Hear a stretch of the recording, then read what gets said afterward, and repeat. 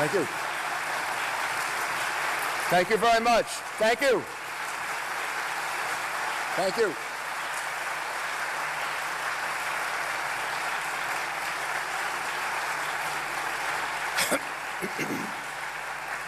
Madam Rajavi, distinguished participants, all of you here in the audience, and in particular the people of Ashraf and Liberty, who are our inspiration and whose spirit will be the liberation of the Iranian people. I have absolutely no question about that. Today we're here for matters of life and death, for the safety, security of the people of Camp Liberty, Ashraf, for the safety and liberty of the people of Iran, and by extension, the safety and liberty of the people of the whole world. I've been here numerous times, and I am really struck by two things today. First of all, the large number of young people in the audience. You have reduced the median age of our group by 100%, I think. It's extremely encouraging. It's extremely encouraging to see so many young people that are part of this movement, because it bodes very, very well for the future of this movement. And I'll tell you what it says to the Iranian regime. This movement has a very, very long life. It is not going away.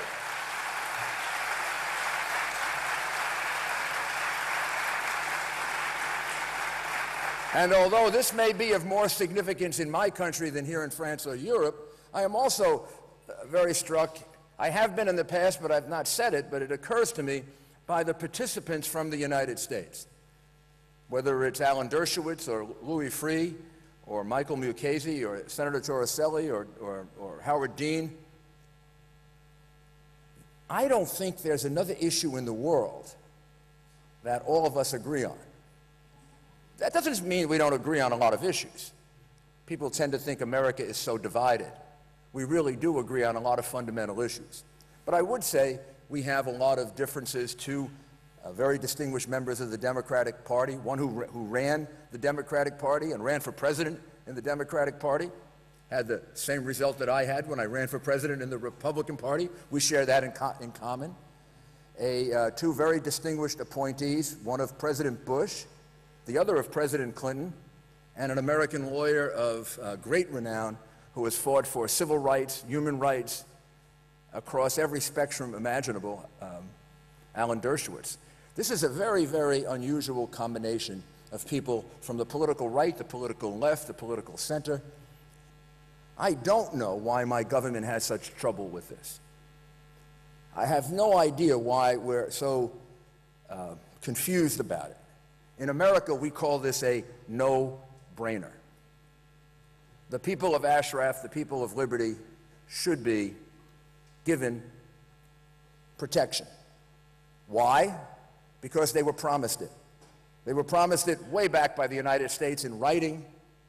They should be given protection. America should live up to its promise, and America should immediately, without any question, send airplanes to Iraq and bring them to the United States of America. That is the honorable, the decent, and the humane solution. Why it doesn't happen is a tragedy. Today we're here on the second anniversary of the second attack on Camp Ashraf. 36 people killed, hundreds wounded. The Maliki regime, under the guidance of the Iranian regime, has so far, by my count, carried out 6 major attacks. 3 on Ashraf and 3 on Liberty. After being promised protection at Camp Liberty, there have been 3 attacks on Camp Liberty, with people killed at Camp Liberty, people wounded at Camp Liberty, and people taken hostage from Camp Ashraf also. All of this under a promise of protection. Years and years of promises of protection. From the U.S., from the UN, over the last 3 years from the United Nations, from Secretary of State Hillary Clinton, from other people in the State Department, promises of protection, and what has the end result been? Massacre. Killing. A long time ago, I said that Camp Liberty would be a concentration camp. Not a detention camp, a concentration camp. The UN now vindicates that view in their report that Madam Rajavi showed you. But it's worse than I thought. It's not a detention camp. It's a killing field. These people are in jeopardy of being killed as we speak to them today, as they listen to us tomorrow or the next day. This should not be in the modern world. This should not be in a world with the United Nations. This should not be in a world with the United States when promises have been made. And why are these promises being broken? They're being broken for the worst of reasons. Why is my country ignoring its promises to protect these people as they are being slaughtered? Why are they turning their back? Why is the United States turning its back on the written evidence of protection each and every one of these people have been given? Why are we doing that? We're doing it because we don't want to offend Iran. We don't want to offend the mullahs. We want an agreement on ceasing nuclear proliferation in Iran, so we don't want to offend them. Since when do we allow people to be slaughtered because we are afraid of offending murdering dictators, cruel, horrible people that have killed millions and are the biggest supporters of state-sponsored terrorism in the world? They are supporting genocide in Syria, and the United States of America is afraid to offend them. Shame on us.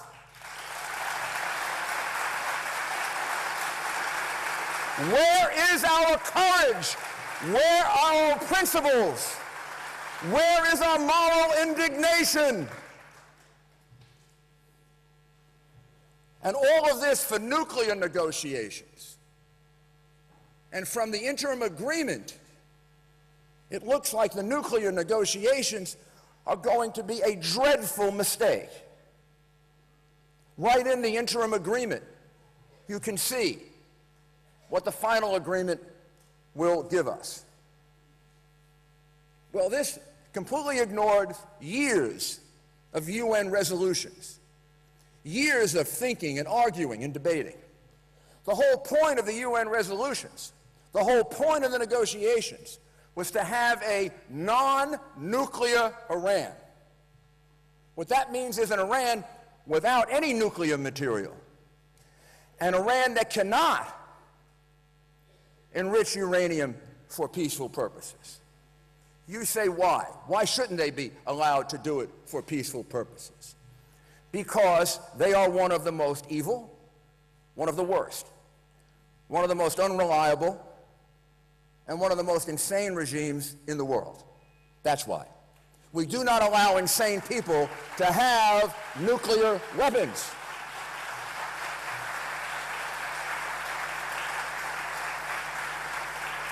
And if I need to wake up people in my own country, they've done more to kill Americans than just about any other country over the last 20 to 30 years, including holding them hostage, including being involved in the slaughter of our troops in Iraq. We're going to allow them to enrich uranium, claiming it's for peaceful purposes, trusting them that they won't take that uranium that they're using for peaceful purposes and in 1 month or 2 months or 3 months weaponize it and turn it into nuclear weapons? Do you believe you can trust that? Do you have any doubt about it? What is wrong with us? We are headed in absolutely the wrong direction. And the tragedy of it is we are sacrificing the lives of people at Camp Liberty and in Iran. We're ignoring the slaughter that's going on, even in Iran, for this agreement that will be a horrible agreement. I'm not sure we should be ignoring it if it would be for a good agreement. We certainly shouldn't be ignoring it for a dangerous, horrible agreement. Here's what the agreement should be, and it should be nothing less. And our United States Congress should not ratify an agreement unless every single one of these points is in it. First and foremost, the agreement must state unequivocally, Iran will not be allowed to have any nuclear material of any kind. All of it must be destroyed, all of it must be removed, because they can't be trusted.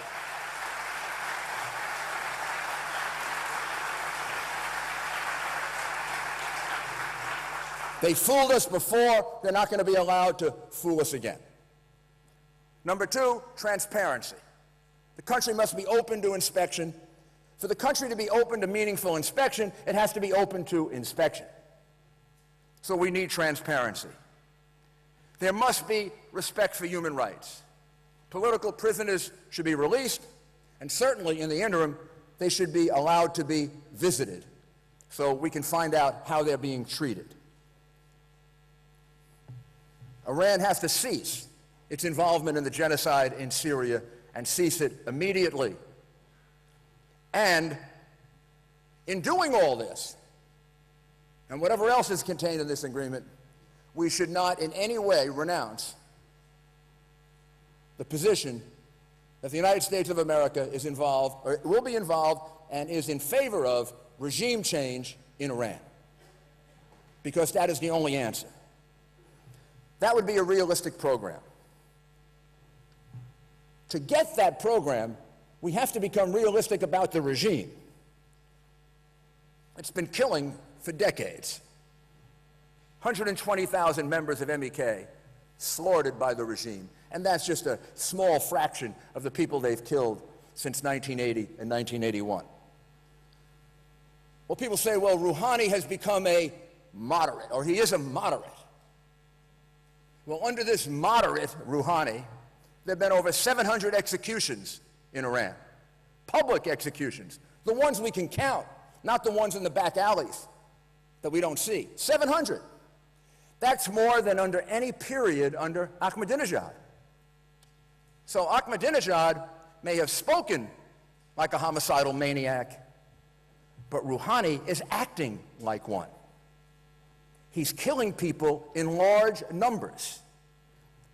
Why? Why this increase in executions? I believe for two reasons. Number one, for fear that they're losing their grip. And the mullahs, if anything, understand their self-preservation. So they are exerting even more control. They are exhibiting even more violence. They are oppressing even more, as the UN report has pointed out, just as they allow this talk about moderation to try and seduce the United States and the West, because they understand that that seduction might start to work for their own people. That's why they're killing so much, and we are too foolish to understand it or accept it. Their enrichment was discovered on 2 occasions by members of the MEK.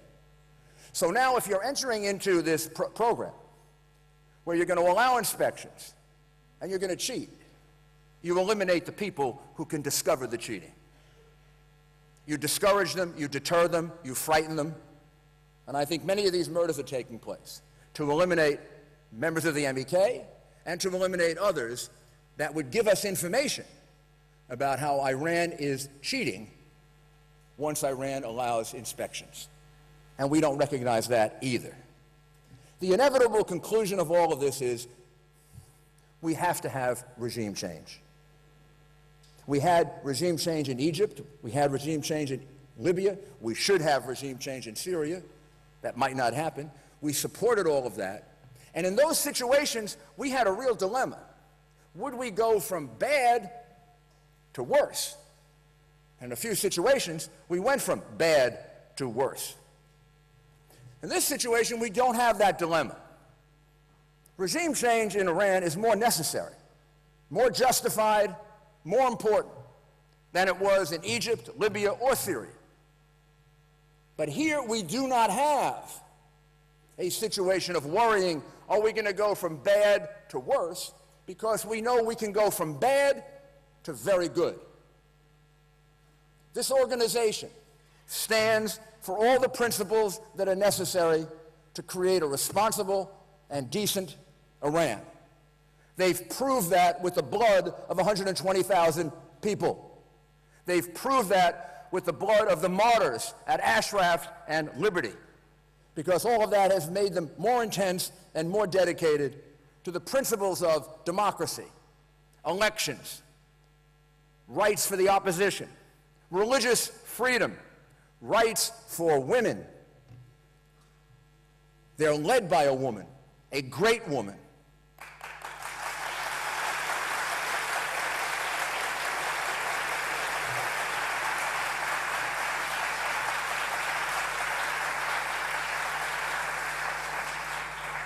They support a transparent Iran, an Iran that's open to inspection under honest principles, and most importantly, they support a non-nuclear Iran, truly non-nuclear Iran. So regime change ultimately is the only goal. To the people of Liberty and the people of Ashraf, who I always like to conclude speaking to because I know they get to hear this.